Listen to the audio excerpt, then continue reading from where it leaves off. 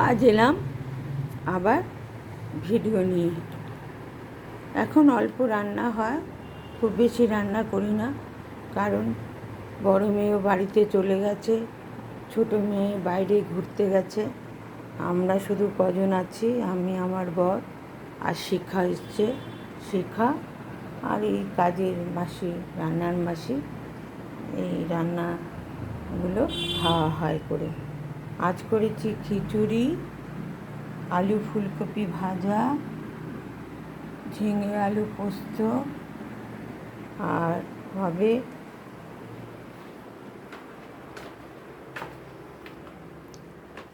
ডিমের অমলেট, বেগুনি, আর ওই শাপলা ফুলের বড়া। এই হচ্ছে আজকের মেনু। আর এখানে আমি করছি একটু আমের আচার। সারা বছরে আচার আমার লাগে, ওই জন্য আচারটা করছি। আজকে আমি একটু বন্ধুর বাড়ি যাব, তাই জন্য ওখানেও একটু নিয়ে যাব। এখন আর বেশি রান্না করি না, কারণ খাবার লোক খুবই কম।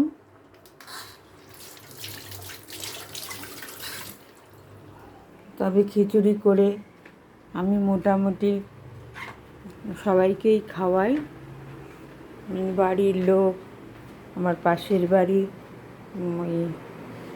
ওরা খুব আমার হাতের খিচুড়ি খেতে ভালোবাসে, তাই ওদের জন্য খিচুড়ি করেছি, তারপরে পাঠালাম।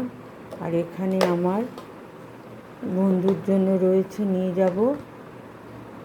বন্ধুর জন্য বন্ধুর বাড়ি যাব, তাই নিয়ে যাব।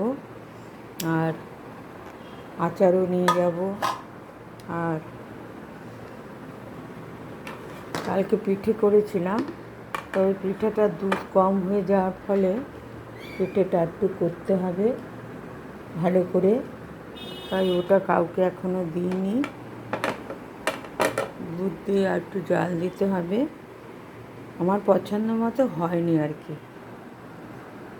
আজ এই অবধি রান্না করছি, আবার কাল আসবো। ভালো লাগলে লাইক, কমেন্ট, শেয়ার করবেন বেশি বেশি করে। খিচুড়িটা আমি বলছি কিভাবে করেছি। আমি কড়াইতে জিরে, লঙ্কা, তেজপাতা ফোড়ন দিয়ে তার মধ্যে ডালটা ভেজেছি। ডালটা ভাজা ভাজা হয়ে গেলে আদাটা দিয়েছি। আদা দেওয়ার পরে গোবিন্দভোগের চালটা দিয়েছি। চালটা দিয়ে পুরো ভেজে গরম জল করেছি, তার মধ্যে দিয়ে দিয়েছি। তারপরে আলু ভেজে নিয়েছি, কপি ভেজে নিয়েছি, সেটা পরে দিয়েছি। ফুটে উঠলে হলুদ, নুন, মিষ্টি, ভাজা মশলা দিয়েছি। তারপরে ফুলকপি আর আলুটা দিয়ে দিয়েছি। তারপরে ঘন হয়ে গেলে অফ করে দিয়েছি। আর ঝিঙে পোস্ত আমি ভেজে গুঁড়ো করে রেখে দিই। আর আলু ঝিঙে কষা হয়ে গেলে আমি এক প্যাকেট দুধ দিয়ে দিই।